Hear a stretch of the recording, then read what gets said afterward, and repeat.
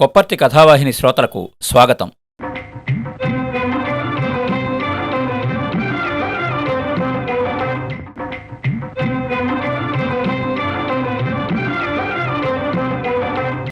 కథాభిమానులకు నమస్కారం. ఈ వారం మనం వినబోయే కథ కల్లోల కలల మేఘం. రచయిత శ్రీ పి లోకేశ్వర్. ఒక కళని కథగా రాయడం అనేది ఎంతో కష్టం. ఎందుకంటే కళలకి తుది మొదలు సరిగా జ్ఞాపకం ఉండవు. కానీ జీవితం మొత్తాన్ని ఒక కళగా భావించి ఒక కథగా రూపుదిద్దిన ఈ కల్లోల కలల మేఘం రచయిత పి లోకేశ్వర్ నా కళలన్నీ నా ఆత్మకు స్వేచ్ఛానువాదాలే అంటారు ఈ కథలో రచయిత. అంటే మాట వరసకి కథకుడే గాని అంతరంగంలో మంచి భావుకుడు. దానిని వ్యక్తీకరించగల కవి లోకేశ్వర్ అని తెలిసిపోతుంది. కష్టాలను కన్నీళ్లను అక్షరాలుగా పోతలు పోసేవాళ్లంతా తనకు ఇష్టులేనని చెప్పే ఈ రచయిత ఫక్తు 100 పైసల పాతబస్తీ ది బారాదా హై. తారీఖులు దస్తావేజులు అంత ముఖ్యం కాకపోయినా వీరు పుట్టిన తేదీ జూన్ 10, 1951. రాయడం కన్నా చదవడం అంటేనే వీరికి ఇష్టం. అచ్చుముచ్చట లేని వీరి నిగ్రహశక్తిని అభినందిస్తూ చిరుజ్ఞాపికగా కథాకదంబం పుస్తకంలో ఈ కథ అచ్చువేశారు. ఈ కథ రచనాకాలం 1998. కల్లోల కలల మేఘం కథ రచయిత శ్రీ పి లోకేశ్వర్. బోలో స్వతంత్ర భారత్ కీ జై, ఇంక్విలాబ్ జిందాబాద్. క్విట్ ఇండియా ఉద్యమం ఉప్పెన లాంటి ఉద్యమం. విరుచుకుపడే కెరటాల్లా వీధుల్లో జనసందోహ సముద్రాలు, నినాదాల హోరు, మురుగుతున్న తుపాకులు, నేల కొరుగుతున్న ప్రాణాలు. ఆగని ప్రజాకెరటాలు ప్రవాహంలా ముందుకు సాగుతూనే ఉన్నాయి. ఆ అనంత ప్రవాహంలో ఒక అలలాగా నేను, హోరెత్తిన నినాదంలాగా, బిగించిన పిడికిల్లాగా, రెపరెపలాడుతున్న పతాకంలాగా.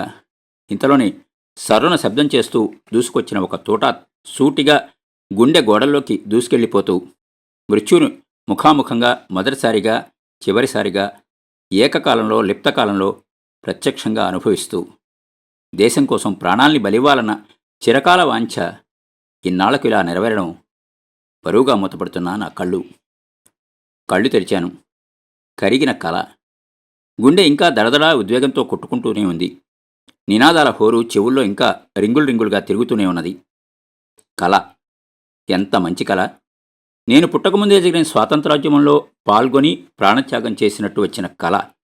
ఆ కళకు సంబంధించిన నలుపు తెలుపు దృశ్యాలు ఇంకా నా కళ్ళ ముందు కదులుతున్నాయి. జనప్రవాహం, నినాదాలు, నేలగొరుగుతున్న ప్రాణాలు. వాళ్లలో ఒకటిగా నేను సైతం సమిధనొక్కటి. గోడమీద గడియారం టంగుమని 4 మొట్టికాయలు నా తల మీద వేసి నన్ను నా కలల ప్రపంచంలోంచి వర్తమానంలోకి లాక్కొచ్చింది. తెల్లవారుజాము 4 గంటలు. నా కలలన్నీ నా ఆత్మకు స్వేచ్ఛానువాదాలే.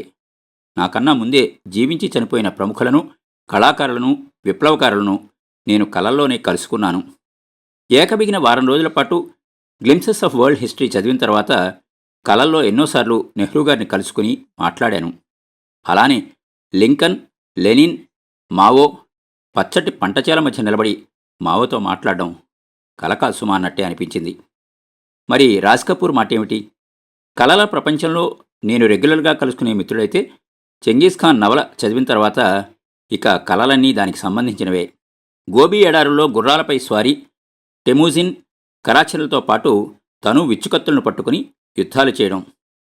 రాత్రి కలలో నాకు భగత్ సింగ్ కనిపించాడు అని ఒక మిత్రుడికి చెబితే అతను నవ్వుతూ, నిజమే, నువ్వు పూర్వజన్మలో స్వాతంత్రోద్యమంలో పాల్గొనే ఉంటావు, ప్రాణత్యాగం చేసే ఉంటావు. అందుకే నీ ఆత్మ ఇప్పుడు కూడా అవే కలని కంటుంది అన్నాడు. లేవాలి, నిద్ర లేవాలి. 5, 5:30 తెల్లవారుతుంది. మృతప్రాయమైన మరో రోజు మొదలవబోతోంది. తెల్లవారుతుంది. తెల్లవారిన మనుషులొచ్చే వేళాయే నల్లని నా సామి మేలుకో. 6 గంటలు. తెల్లవారిన కోడి కూసెను. నీ బొంద, లేలే, నిద్రలే. ఏమి సేతురా లింగా, ఏమి సేతురా? మంగళంపల్లి మొత్తుకుంటున్నాడు. ఈ సోమవారమంత చండాలపు రోజు మరొకట్లేదు అని నిద్రలేవగానే ఆర్కే నారాయణ నవల్లోని స్వామి పడిన బాధే నా బాధ కూడా. తేడాల్లా స్వామి ఓ మిడిల్ స్కూల్ విద్యార్థి, తను ఒక ప్రభుత్వోద్యోగి. ఆ స్వామికి నాకు తేడా లేదు. Child is the father of man. చిన్ననాటి అనుభవాలు, జ్ఞాపకాలే మనిషిని చచ్చిందాకా సుఖవ్యాధులాగా వెన్నాడుతున్నాయి. వేధిస్తాయి, వెతికిస్తాయి. తను అంతే. చిన్నప్పుడు కళ్ళు తెరిచేసరికి స్కూల్ జ్ఞాపకం వస్తే ఇప్పుడు ఆఫీసు, అప్పుడు టీచర్లు, ఇప్పుడు ఆఫీసర్లు, అప్పుడు నిరాసక్తమైన పాఠాలు, పుస్తకాలు, ఇప్పుడు ఇష్టం లేని ఉద్యోగాలు, ఆఫీసులు. లాభం లేదు, లాభం రాదు. 40 దాటి ఇంకా చిన్నబుద్ధి పోలేదు. అదే మనస్తత్వం. Where there is no fear. లాభం లేదు. గురుదేవ్ లాభం లేదు. Man is dominated by fear complex. ఎవడు? రూసోయేనా? Good, very good, well said. Man laugh ఈ solitary poor, nasty, British and short. వారెవా వారెవా. థామన్ హాబ్సా? వారెవా. ఓకే ఓకే, లేవరా లే. 7 గంటలకు వస్తోంది, లేచిపడు. మరో కోనేటిరావు నిద్రలేచాడు. అది అద్గది. భేష్ భేష్. రెక్కలు తెగి కిందపడి ముడుచుకుని పడుకున్న పావురంలాగా గేటు ముందు మడతపెట్టి విసిరేసిన పేపరు. దీనంగా నావైపే చూస్తూ, ఆశగా నావైపే చూస్తూ, ప్రాణం పేపర్ వైపు, బుద్ధి బాత్రూం వైపు. పేపరా బ్రషా? ఏది చెప్పమా? ఏది ముందు ఏది వెనక? వాడెవడో సంధ్యా సమస్యలు రాశాడు కానీ ఉషోదయ సమస్యలు రాయలేదేమిటి? మహాకవి పాహిమాం పాహిమాం. కాళ్ళు పేపర్ వైపుకే. బుద్ధి తలలో ఉంటుంది కానీ కాళ్లలో ఉండదు కదా. కావున కాళ్ళు పేపర్ వైపుకే. మడత విప్పగానే రక్తమోడుతున్న అక్షరాలు, కన్నీళ్లు కారుస్తున్న వాక్యాలు, భయం భయంగానే చూపులు వార్తల వైపు. ఏ పేపర్ చూసినా ఏమున్నది గర్వకారణం? పత్తి రైతుల ఆత్మహత్యల స్కోరు పెరుగుతూనే ఉన్నది. చచ్చినవాడే అదృష్టవంతుడు, బతికిపోయాడు. సరే మరి, మిగిలిన భార్యాబిడ్డల సంగతి ఏమిటి? ఆకలి చావులే కదా ఇక శరణ్యం. ఆకలి చావులు ఫాలోడ్ బై ఆత్మహత్యలు అండ్ వైస్ వెర్సా. జై కిసాన్, రైతే రాజు. నా జన్మభూమి ఎంత అందమైన దేశము. India lives in villages. భేష్ భేష్. All is well with the world. సబ్ ఠీక్ హై. ఎవడికేం పట్టింది? ఎవడి పరుగు వాడిది. పైరవీలు, ప్రమోషన్లు, కెరీర్ రిజాలు, సెల్ఫ్ సెంటర్లు, సాలిటరీ సెల్లులు, పౌల్ట్రీ ఫామ్ కోళ్ల లాంటి జీవితాలు. నా చిన్నబొజ్జ శ్రీరామరక్ష. వస్తుందా? వస్తుందా? జీతం వస్తుందా? వస్తుందా? వస్తుందా? ప్రమోషన్ వస్తుందా? ఇంక్రిమెంటు? Okay okay. డిఏ హైకు? Okay okay. మేము రావిశాస్త్రి వేతన శర్మలం, అల్లం రాజేల మధ్యవర్తులం. మాకేం సంబంధం పత్తి రైతులు, గిత్తి రైతులు? హమ్కు జాంతా హై. వాళ్ళిప్పుడు చస్తున్నారు. మేము ఏనాడో చచ్చిపోయాం. చచ్చి పుచ్చి చాలా కాలమైంది. ఇంకో వార్త. మళ్ళీ మరో encounter. The same old story. కట్టుకథలు, పిట్టకథలు. చిన్నపిల్లలు. వయస్సు 20-25 ఏళ్ళు. కాగడ వెలిగించిన క్షణాలు ఆరిపోతూనే ఉన్నాయి. చరిత్ర చర్విత చర్వణం జరుగుతూనే ఉన్నది. చాలు చాలు, లేలే, పద పద. తోము తోము, పళ్ళు తోము, రుద్దు, వళ్ళు రుద్దు, మింగు మింగు, ముద్దలు మింగు, తోలు సంచి నింపేయి నింపేయి, నీళ్లు కన్నీళ్లు తాగేయి తాగేయి. Routine life. Life is like a ring which has no end. నోరు మొయ్యరా షేక్స్పియరు. పద పద పద పద. నీకోసం ఆఫీసులో అటెండెన్స్ లిస్టు అభిసారికలాగా ఎదురుచూస్తూ ఉంటుంది. కళ. తెల్లవారుజామున వచ్చిన కళ. మనస్సు లోపల కలకల. ఎందుకిలా? ఎందుకిలా జరిగింది? ఏడి ఆ మనిషి? ఏడి? ఏడీ వాడేడి? వాడు వీరకేసరి. వాడు వాడికేసరి. వాడే వీడా? వీడేవాడా? కనబడట్లేదు, తప్పిపోయినాడు. ఇవ్వాలి. పేపర్ ప్రకటన ఇవ్వాల్సిందే. గల్లంతైన మనిషి, జీవితం జాతరలో తప్పిపోయిన మనిషి, భద్రత గల జీవితంలోకి జారిపోయిన మనిషి, భద్రత లోతుల్లోకి పారిపోయిన మనిషి. పట్టుకోండి పట్టుకోండి, పట్టుకుంటే 10 లక్షలు. నీ మొహం అద్దంలో మొహం చూసుకో. చచ్చినా బతికినా 10 లక్షలు విలువ చేసే తలలు వేరే ఉన్నాయి, నీది కాదు. ఏవి తల్లి నిరుడు కురిసిన హిమసమూహములు. అవును, జీవితం అంతే. గతకాలపు వైభవాల్లోనే జీవించిన గుర్తుల్ని, వాటి అడుగుజాడల్ని వెతికి పట్టుకోవాలి. The great and individual film world retrospectives films. Number 1, number 2, number 3. జ్ఞాపకాలే జ్ఞాపకాలు. బ్రతికిన రోజులు, జీవించిన చిహ్నాలు. అమ్మ చిటికిన వేలు పట్టుకుని తన వయస్సు 10 ఏళ్లలోపే. ఏవో వస్తువులు కొనడానికి బజార్కి వెళ్తున్నారు. దారిలో పెద్ద భవనం కనపడింది. దాని లోపలికి వెళ్లేందుకు ఓ పెద్ద నల్లని దర్వాజా. దానిపై నగిషీలు, చెక్కడాలు, పూలు, లతలు. చాలా ఆకర్షణీయంగా కనబడింది. మరుక్షణమే దానికన్నా మరో దృశ్యం తనను మరింతగా ఆకర్షించింది. ఆ దర్వాజా పైన పెద్ద గూడు. ఈజీగా అందులో ఒక మనిషి కూర్చునేంత స్థలం. అందులో పాలరాతి బాలుడి విగ్రహం. ఆ బాలుడికి సరిగ్గా తన వయస్సే ఉంటుందేమో. కుర్చీలో కూర్చుని లీనమై చదువుతున్నట్టు తల కాస్త దించుకునుంది. ఆ బాలుడు, ఆ పుస్తకం తనని అమితంగా ఆకర్షించాయి. అమ్మా, అదేమిటి? ఆ విగ్రహం వైపు వేలు చూపిస్తూ అడిగాడు. అంటే అందులో చదువుకోవడానికి బోలెడన్ని కథల పుస్తకాలు, బొమ్మల పుస్తకాలు ఉంటాయి. ఎవరైనా వెళ్ళి చదువుకోవచ్చా? ఆ, నువ్వు కూడా. అలా జీవితంలో మొదటిసారి లైబ్రరీ అన్న పదం విన్నాడు. తనకిదివరకే బొమ్మల పుస్తకాలు, పిల్లల కథల పుస్తకాలు గురించి తెలుసు. కానీ లైబ్రరీ అన్న సంగతి తెలీదు. ఆ క్షణంలో తనకు, లైబ్రరీలకు, సాహిత్యానికి, వ్యక్తిత్వానికి పునాది పడింది. సాహిత్యం తన జీవితాన్ని నడిపే చోదక శక్తిగా మారింది. ఆ మర్నాడు తను ఒంటరిగా లైబ్రరీకి వెళ్ళాడు. మెట్లెక్కి లోపలికెళ్తుంటే భయమేసింది. విశాలమైన హాలు. ఆ హాలుకి నలుమూలలా గోడలే కనపట్టం లేదు. పుస్తకాలతో నిండిన ర్యాకులు, అలమారాలు. ఎటు చూస్తే అటు వేల వేల పుస్తకాలు. ఆ హాలు మధ్యలో పొడవాటి టేబుళ్ళు, వాటి పక్కన వరుసగా కుర్చీలు, వాటిల్లో కూర్చుని సీరియస్గా నిశ్శబ్దంగా చదువుకుంటున్న పాఠకులు.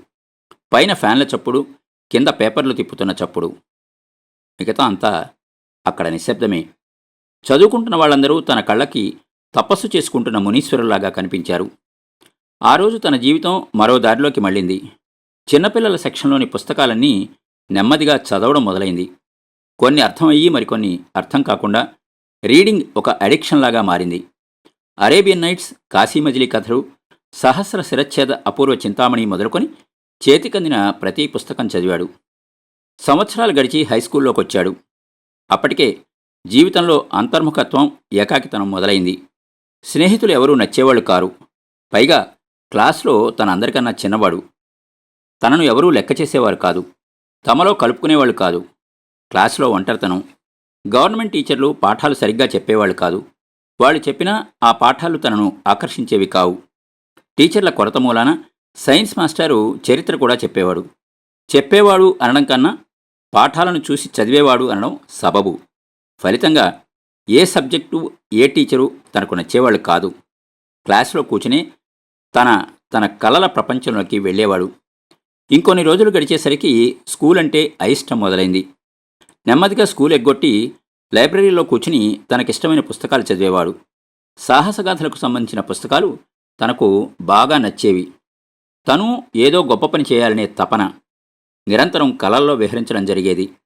మరోవైపు క్లాస్ పుస్తకాలు, పాఠాలు, టీచర్లు, స్కూల్ పట్ల నిరాసక్తత. వరుసగా వారం రోజులు స్కూల్ మానేసి లైబ్రరీలోనే కాలం గడిపాడు.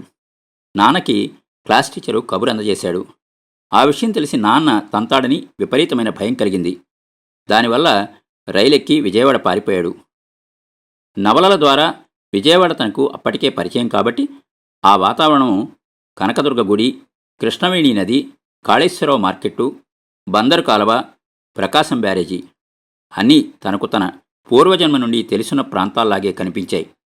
ఆ మనుషులు తనకెంతో ఆత్మీయులుగా అనిపించారు. విజయవాడ తనకు స్వేచ్ఛను ప్రసాదించిన స్వప్న నగరంలాగా తోచింది. వారం రోజుల తర్వాత మళ్ళీ ఇంటి మీద బెంగ. Back to home. అర్థం చేసుకున్న అమ్మా నాన్న తనకు నచ్చజెప్పి స్కూల్ మార్పించారు. చదువు మళ్ళీ దారిలో పడింది. ఉదయం 10:30. ట్రాఫిక్ పద్మవ్యూహం. చేరాలి. ఆఫీస్కి తొందరగా చేరుకోవాలి. పెంచు, స్పీడ్ పెంచు. స్కూటర్ ఉంది. ప్రభుత్వంలో మంచి ఉద్యోగం ఉంది. సొంత ఇల్లుంది. కానీ ఏం లాభం? ఏదో లోటు, ఏదో అసంతృప్తి, వేదన, వెతుకులాట. భౌతిక సంపదలు పెరుగుతూనే ఉన్నా ఆంతరంగిక విలువలు కుంచుకుపోతున్నాయి. సఫకేషన్, ఆత్మ సఫకేషన్. పరాయీకరణ ప్రాక్టికల్గా అనుభవం అవుతోంది. ఆత్మానుభవం అయితే గాని తత్వం బోధపడదురా బిడ్డ. గురజాడ, అడుగుజాడ. జాగ్రత్త. అడుగులు జాగ్రత్తగా వెయ్యి. నిన్ను నువ్వు కోల్పోకు. వస్తువుల మధ్య, వస్తు లోలత్వాల మధ్య. ఇప్పుడు ఆస్తులు కాదు సమస్య. ఆత్మను కాపాడుకోవడమే అసలు సమస్య. కుచ్ పాకర్ కుచ్ ఖోనా హే, కుచ్ ఖోకర్ కుచ్ పానా హే. బ్యాలెన్స్ చేసుకోవడమే అసలు సిసలైన సంగతి. Razor's edge, tight rope walk. కాలం కత్తుల వంతెనపై ఆచితూచి అడుగులు వేయి. ట్రాఫిక్. జనాలంతా పరుగు. ఆడా, మగ, ముసలి, ముతక. అస్తవ్యస్త దారుల్లో అవకతవక వాహనాలు, లారీలు, బస్సులు, కార్లు, సైకిళ్లు, స్కూటర్లు, రిక్షాలు, ఆటోలు. జంజమ్మల్మరి 1000 కాళ్ల జెర్రీ అక్టోపస్ లాగా విస్తరించిన నగరం. పావు తక్కువ 11, traffic jam, tension, hypertension, race, BP race, scooter speed, race చేయి. ఇంతకు యూరోపియన్ టూరిస్ట్, ఎర్రగా పొడుగ్గా, భుజానికో సంచి, చేతిలో వాటర్ బాటిల్, టీషర్టు, హాఫ్ నిక్కరు, తాపీగా, తీరిగ్గా, ఓపిగ్గా, నెమ్మదిగా అడుగులేసుకుంటూ మాయనగరాన్ని, మంత్రనగరాన్ని సందర్శిస్తూ మొత్తం నగరమంతా పరుగులో ఉన్నప్పుడు తను మాత్రం హాయిగా నడుస్తూ ఆనందిస్తూ నిరంతర మాంత్రికుడిలాగా, రాహుల్ సాంకృత్యాయంలాగా, ఇబాన్ బటూటోలాగా, ఫాహియన్లాగా, అలనాటి టాలెమీలాగా. కళ, భవిష్యత్తు గురించి కమ్మటి కళ. తను ఏదో ఒకరోజు ఇవన్నీ వదిలేసి ఉద్యోగాలు, ఉన్నత స్థానాలు, వస్తువులు, సంపదలు అన్నిటినీ వదిలేసి ఏక్ నిరంజన్లాగా, బహుదూరపు బాటసారిలాగా, పరదేశిలాగా, ముసాఫిర్లా కాలినడకతో లేదా ఒక సైకిల్పై దునియావాలో సేదూర్, ఓ కుర్తా పైజమా, పాదాలకు సింపుల్ స్లిప్పర్లు, సామాన్యుడిలాగా, సగటు మనిషిలాగా ఏదో ఒక చెట్టు కింద గుడిసె, హోటల్లో ఛాయీ, బన్ను, సమోసాలతో కడుపు నింపుకుంటూ అలా అలా దూర తీర ప్రాంతాలలో ఒక విస్మృత యాత్రికుడిలాగా, గంగాదూర తీరదేశాలలో ఒక విస్మృత మాంత్రికుడిలాగా, గంగానదీ తీర మైదానాల్లో, యమునా నదీ లోయల్లో, కేదార్ బద్రీ శిఖరాల అంచులపైనను, రాజస్థాన్ ఇసుక ఎడారి రాత్రులలోనూ, పున్నమి వెన్నెల అలల తీరాల్లోని. గేటు, ఎదురుగా ఆఫీస్ గేటు. పాతాళ భైరవి సినిమాలో నోరు తెచ్చుకున్న బేతాళ గృహంలాగా. అమ్మయ్య, 11, ఓన్లీ 11 ఆఫీస్కి అరగంట మాత్రమే లేటు. పర్వాలేదు, అంతగా అయితే గీతే లేట్ అటెండెన్స్ ఉండనే ఉన్నది. చేయరా నాయనా చెయ్యి, పరకాయ ప్రవేశం చెయ్యి. హై స్కూల్ దశ దాటి కాలేజీ జీవితం ప్రారంభం. ఫ్రాన్స్లో రెక్కవిప్పిన రెవల్యూషన్, తెలంగాణలో మరో రూపంలో ప్రత్యేక తెలంగాణ ఉద్యమం తలెత్తడం, 9 జిల్లాల్లో భగ్గుమన్న విద్యార్థి లోకం, సంవత్సర కాలం పాటు అటకెక్కిన చదువు, చేతి నిండా పని, ఇల్లు పట్టకుండా తిరగడం, నినాదాలు, ఊరేగింపులు, నిజాం కాలేజీలో విద్యార్థుల సభలు, టియర్ గ్యాస్ లాఠీచార్జీలు, సపరేటిస్ట్, ఇంటిగ్రేషనిస్ట్ విద్యార్థుల ఊరేగింపుల మధ్య అబిడ్స్ చౌరస్తాలో ముఖాముఖి పోరాటాలు, సికింద్రాబాద్ బూర్గ్ మహదేవ్ హాల్ ముందు పోలీస్ కాల్పులు, 4 విద్యార్థుల మరణం, మందుపాత్రలాగా పేలిన తెలంగాణ, అర్ధరాత్రి సికింద్రాబాద్ విధుల్లో బాంబు పేలుళ్ళు, అరెస్టులు, పోలీస్ ఇనుపటోపీలాగా, ఓపెన్ జైలులాగా మారిన తెలంగాణ, రాబోయే పార్లమెంట్ ఎన్నికల కోసం ఉద్యమాన్ని తాత్కాలికంగా ఆపుచేయడం, ఉరకలెత్తుతున్న ప్రవాహానికి ఆనకట్ట వేసి అడ్డుకున్నట్టు అనిపించింది. తీవ్రమైన ఆవేశం, నిరాశ, నిస్పృహలు, ఇంకా ఏదో చేయాలన్న తపన, దేన్నో బద్దలు కొట్టాలన్న కోపం. మళ్ళీ మరో చౌరీ చౌరా. 70వ దశకం తిరిగి మాతృస్థావరానికి, మళ్ళీ లైబ్రరీలోకి. ఈసారి సరికొత్త సాహిత్యం, సరికొత్త దృక్పథం. వసంతకాల మేఘగర్జనలు, సృజన, విద్యుల్లత పత్రికలు, తిరగబడు, లేలే, ఝుంఝుం, మార్చ్ కవితా సంకలనాలు, సరికొత్త ఆలోచనలు, సరికొత్త భాష్యాలు. దిగంబర కవిత్వోద్యమం, విశాఖ విద్యార్థుల బహిరంగ లేఖ, అర్ధరాత్రి ద్వారకాలో పురిటి నొప్పులు, విరసం ఆవిర్భావం. తుఫాను, ఆ పెను తుఫాను, ఆ పెను తుఫాన్లో ఒక చిగురుటాకులా కొట్టుపోయిన తను, జీనాహైతో మర్నా సీఖో, జార్జిరెడ్డి జంపాలల అమరత్వం, రైల్వే స్ట్రైక్, దేశం నవనాడులు స్తంభించిన ఆ 6 రోజులు. తుమారా నామ్ హమారా నామ్, సబ్కా నామ్ వియత్నాం, విముక్తి సాధించిన వీర వియత్నాం, ఉత్తర భారతంలో జేపీ, సంపూర్ణ విప్లవం, గుజరాత్, బీహార్ విద్యార్థుల ఉద్యమాల వెల్లువ, నర్రంగ చెట్టు కింద నరుడో భాస్కరుడా, ఇందిరాగాంధీ ఎన్నికలపై అలహాబాద్ హైకోర్టు తీర్పు, మిలిటరీ పోలీసుల్ని తిరుగుబాటు చేయమని జేపీ ఉద్బోధ, అత్యేక పరిస్థితి, అరెస్టులు, అండర్ గ్రౌండ్లు, టార్చర్లు, ఎన్కౌంటర్లు, ఎన్నికల్లో ఆవుదూడా పరాజయం, ఎమర్జెన్సీ ఎత్తివేత, కొత్త జనతా పార్టీ ప్రభుత్వం, వికసించిన విద్యుత్తేజంలాగా సాగిన ఆ దశకం అద్భుత దశకంగా ముగిసింది. చారిత్రకంగా, రాజకీయంగా, సాహిత్యపరంగా ఏ కోణం నుంచి చూసినా ఆ దశకం చాలా ప్రాముఖ్యతని సంతరించుకున్నది. సామాజిక స్పృహ, రాజకీయ చైతన్యం గల యువతరానికి ఆ దశకం మరపురాని చారిత్రక మలుపుగా మిగిలిపోయింది. వందేమాతరం తరంలో జీవించలేదన్న అసంతృప్తిని ఆ దశకం పరిపూర్తి చేసింది. ఆ దశాబ్దం ముగిసేసరికి తన కాలేజీ విద్యార్థి జీవితం కూడా ముగిసింది. చేతిలో ఓ పీజీ డిగ్రీ, ప్రైవేట్ కాలేజీలో లెక్చరర్గా ఉద్యోగం. మరో కొత్త జీవితం. The story of my experiments with truth. సాయంత్రం 5 గంటలు. ఆఫీస్ అయిపోయింది. కోనేటిరావు కొంపకి మళ్ళీ తిరుగు ప్రయాణం. Jam jam traffic jam. స్కూటర్ని పాములా మెలికలు తిప్పుకుంటూ చెమటలు కక్కుకుంటూ పదండి ముందుకు పదండి ముందుకు. ఊహు, వీల్లేదు, లాభం లేదు. పోలీసులే ట్రాఫిక్ అతన్ని ఆపేస్తున్నారు. ఏమిటి, ఎవరైనా విఐపీ కానీ వస్తున్నారా? కాదు కాదు, ఊరేగింపు, జనప్రవాహం, ప్రజా వెల్లువ, జెండాలు, బ్యానర్లు, నినాదాలు. అందరూ రైతులే. స్వతంత్ర రైతు సంఘాల ఆధ్వర్యంలో ఊరేగింపు. అన్ని వయసుల వాళ్ళు, స్త్రీలు, పురుషులు, పిల్లలు, దేశంలోని అన్ని ప్రాంతాల నుండి, పంజాబ్ నుండి సిక్కులు, బీహార్, ఒరిస్సా, జార్ఖండ్, బస్తర్ల నుండి ఆదివాసీలు, హర్యానా నుండి జాట్లు, కర్ణాటక, ఆంధ్ర నుండి రైతులు. అందరూ అతి బీదలు.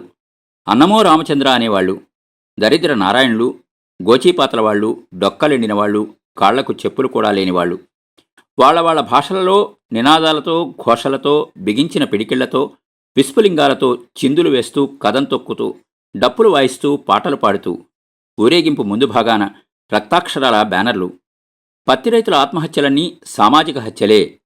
అంతర్జాతీయ వాణిజ్య సంస్థ నుండి భారత్ వైదొలగాలి. సరళీకృత ఆర్థిక విధానాలు నశించాలి. ఓ బ్యానర్ని చేత్తో పట్టుకుని నడుస్తున్న అతను యూనివర్సిటీలో ప్రొఫెసర్. అతను తనకు బాగా తెలుసు. మొదటి పౌర హక్కుల సంఘంలో చురుగ్గా పనిచేస్తున్నాడు. ఈ సమాజం అతడికి చదువు చెప్పింది. ప్రొఫెసర్ని చేసినందుకు ప్రతిఫలంగా తిరిగి రుణం తీర్చుకునే ప్రయత్నంలో అతను వాళ్ళ వెంబడి, వాళ్ళ సమస్యల వెంబడి, వాళ్ళ కష్టాలు కన్నీళ్లు వెంబడి భుజం కలిపి నడుస్తున్నాడు. తనకు చాలామంది లెక్చరర్లు చాలా బాగా తెలుసు. కానీ ఇతను మాత్రం వాళ్ళందరికన్నా భిన్నమైనవాడు. చాలామంది లెక్చరర్లు నెలకి 15-16 వేల జీతాలు తీసుకుంటూ కూడా అది సరిపోదు అన్నట్టుగా సైడ్ బిజినెస్లు, పార్ట్ టైం బిజినెస్లు, రియల్ ఎస్టేటు, చిట్స్ బిజినెస్లు నడుపుతున్నారు. స్కూళ్ళు, ట్యుటోరియల్సు, కోచింగ్ సెంటర్లు అవి సరే. వీలైతే రెక్కలు కట్టుకుని విదేశాలకి వలస వెళ్లే ప్రయత్నాలు. వీళ్లకు ప్యారలల్గా తనకు తెలిసిన కార్మిక కుటుంబాలు ఎన్నో నెలకి 1500-1600 రూపాయల జీతాలతో బతుకుతున్నాయి. అందులో నెలకి 100 రూపాయలు దాచి పుస్తకాలు, పేపర్లు కొనే కార్మిక మిత్రుడి గురించి తనకి తెలుసు. వేలకు వేల జీతాలు తీసుకుని సైడ్ దందాలు చేసే ఆ మేధావులు ఎవరి దృష్టిలో వీరి మేధావులు? డబ్బు తిని, డబ్బుని జీర్ణించుకుని, డబ్బుని విసర్జించే మనుషులనబడే వింత పశువులు ఈ మేధావులు. గతంలో కొద్ది కాలం పాటు తను లెక్చరర్గా పనిచేసిన జీవితం జ్ఞాపకొచ్చింది. The best lecturer in economics subject. చదువుపోగానే ఒక ప్రైవేట్ కాలేజీలో లెక్చరర్గా జాయిన్ అయ్యాడు. వాక్శుద్ధి, విషయ పరిజ్ఞానం, విద్యార్థుల పట్ల ప్రేమ, టీచింగ్ పట్ల మమకారం అన్నీ కలిపి ద బెస్ట్ లెక్చరర్ పేరు పొందాడు. కానీ వచ్చిన చిక్కల్లా ప్రిన్సిపాల్. చదువు చెప్పడం చేతకాని ప్రిన్సిపాల్. గ్రూపు రాజకీయాల్లో ఆరితేరిన ప్రిన్సిపాల్. అతను లెక్చరర్స్ యూనియన్కి ప్రముఖ నాయకుడు. మళ్ళీ తనలో పూర్వాశ్రమ సువాసనలు తలెత్తడం, తిరుగుబాటు తత్వం, తలవంచని తత్వం. లెక్చరర్స్ యూనియన్ ఎన్నికలకి తను ప్రిన్సిపాల్కి వ్యతిరేకంగా చురుగ్గా పనిచేయడం, ఆయన చిత్తుగా ఓడిపోవడం. 6 నెలలు తిరక్కముందే ప్రతీకారంతో అతను తనను తన ఉద్యోగం నుండి తీసేయడం, కోర్టులు, వకీళ్లు, పిటిషన్లు, ఒంటరి పోరాటాలు. అదే మూలతత్వం, అదే ఆందోళన. తిరుగుబాటు మా వేదాంతం, మా ఊపిరి. కానీ ఏం లాభం? వన్ ఫైన్ మార్నింగ్ మనిషి మళ్ళీ రోడ్డున పడ్డాడు. తను లీగల్గా మాత్రమే ఓడిపోయాడు, కానీ ప్రిన్సిపాల్ నైతికంగా ఓడిపోయాడు. మనిషిని నాశనం చేయొచ్చు, కానీ ఓడించలేం. Thanks Hemingway. Thanks for the moral support. మళ్ళీ ఉద్యోగాల వేట. Public service commission, competitive examinations. నీచే సే ఊపర్, ఊపర్ సే నీచే, ఆనా జానా పడతా హై. Group 1 oral interview. అప్పటికే ప్రిలిమినరీ, మెయిన్ పరీక్షలు పాస్ అయ్యాను. ఫైనల్గా oral interview. Service commission chairman గారి కమిటీలో ఇంటర్వ్యూ. ముందు భయమేసింది. కానీ రూంలోకి ప్రవేశించగానే ఆయన మృదు స్వభావం, సాత్వికత్వం నా లోపల బేరుకుని తొలగించాయి. ఆయన రొటీన్ టైప్లో ఇంటర్వ్యూ మొదలెట్టకుండా ఏదో కబుర్లు చెప్పుకుంటున్నట్టు, మిత్రులిద్దరు మాట్లాడుతున్నట్టు తన ప్రశ్నల పరంపరను ప్రారంభించాడు. స్వేచ్ఛాపూరిత స్నేహ వాతావరణంలో నేను ఆత్మవిశ్వాసంతో స్పష్టమైన, సరైన జవాబులు, వివరణలు ఇచ్చాను. ఆయన తన అనుభవ నైపుణ్యం ద్వారా నా సమగ్ర వ్యక్తిత్వాన్ని, మేధస్సుని పరిశీలించి అంచనా వేశాడు. నిజానికి ఆయన కూడా ఇంటర్వ్యూని ఎంజాయ్ చేశాడు అని అనిపించింది. ముఖ్యంగా సాహిత్యం, రాజకీయ, ఆర్థిక, సాంఘిక సమస్యలపై నా విశ్లేషణ ఆయన్ని కన్విన్స్ చేశాయి. చివరిగా నేను రచయితనని, రీడింగ్ నా నిరంతర వ్యసనమని గమనించి ఆయన తన వ్యక్తిగత సలహాగా, మీరు ఇలాంటి అడ్మినిస్ట్రేటివ్ బ్యూరోక్రాట్ ఉద్యోగాల్లో ఎందుకు చేరుతున్నారు? అసలు ఎందుకు ప్రిఫర్ చేస్తున్నారు? రోజుకి 16 గంటలు పనిచేసే ఇలాంటి ఉద్యోగాల్లోకి మీరు వచ్చి మీ అభిరుచుల్ని ఎలా కంటిన్యూ చేస్తారు? ఎలా కాపాడుకుంటారు? అని సూటిగా ప్రశ్నిస్తూ, మీలాంటి ప్రవృత్తి కలవారికి టీచింగ్ జాబ్స్ సరిగ్గా సూట్ అవుతాయి అని అన్నారు. సరళీకృత ఆర్థిక విధానాలు నశించాలి. మళ్ళీ ఈ లోకంలోకి రైతుల ఊరేగింపు. తన రక్తం తిరగబడుతోంది. తన ఆలోచనలు మరలబడుతున్నాయి. తను వాళ్లతో పాటు కలిస్తే, నడిస్తే లాభం లేదు, లాభం లేదు. తను చచ్చిపోయి చాలా కాలమైంది. తనిప్పుడు టోటల్గా అవుట్ సైడర్. ఒడ్డు మీద కూర్చుని ప్రవాహాన్ని తిలకించే సాదాసీదా మనిషిని, సగటు మనిషిని, సామాన్య మానవుణ్ణి. తన వృత్తికి ప్రవృత్తికి పొంతన కుదరదుగాక కుదరదు. ఈ జగన్నాథ రథచక్రాలు వెనకకి తిరగవు కాక తిరగవు. చెయ్యెత్తి చేయకొట్టు తెలుగోడా, గతమెంతో ఘనకీర్తి కలవోడా. అంతే అంతే. గతకాలము మేలు వచ్చుకాలము కంటే. నిన్నటిదాకా అద్భుతంగా జీవించిన యువకులు నేడు తండ్రులవుతున్నారు. కరెక్టే. వృత్తికి ప్రవృత్తికి మధ్యన తను శాండ్విచ్ అయిపోయాడు. అయిపోయింది. ఊరేగింపు అయిపోయింది. ఉత్సవ సౌరంభము అయిపోయింది. నిర్దిష్టమైన జీవితం, నిరాసక్తమైన జీవితం మాత్రం మిగిలిపోయింది. అయినా లోపల ఏదో జ్వాల, అంతర్జ్వాల మాత్రం రగులుతూనే ఉన్నది. అంతర్వాహినిలో బడబాగ్నులు ఇంకా చల్లారలేదు. అవి తనను నిలకడగా, ప్రశాంతంగా, తృప్తిగా ఉండనేయటం లేదు.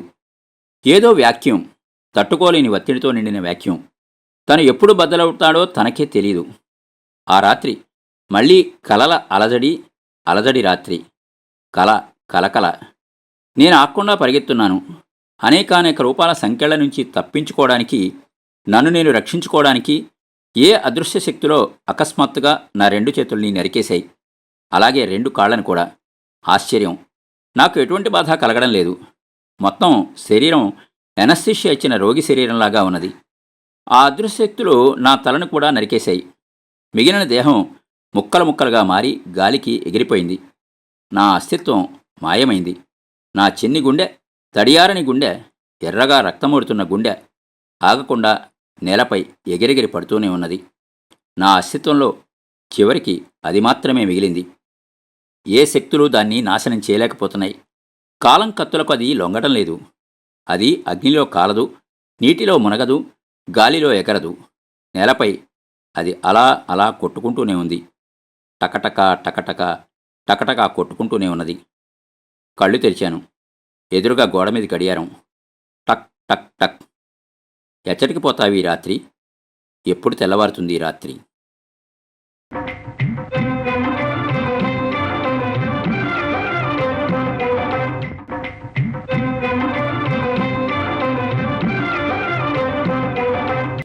విన్నారు కదండి, పరవస్తు లోకేశ్వర్ గారి కథ కల్లోల కలల మేఘం. మరో మంచి కథతో మళ్ళీ కలుద్దాం. అంతవరకు సెలవు. మీ కొప్పర్తి రాంబాబు, విశ్రాంత ఉద్యోగి, ఇండియన్ బ్యాంక్, విజయవాడ.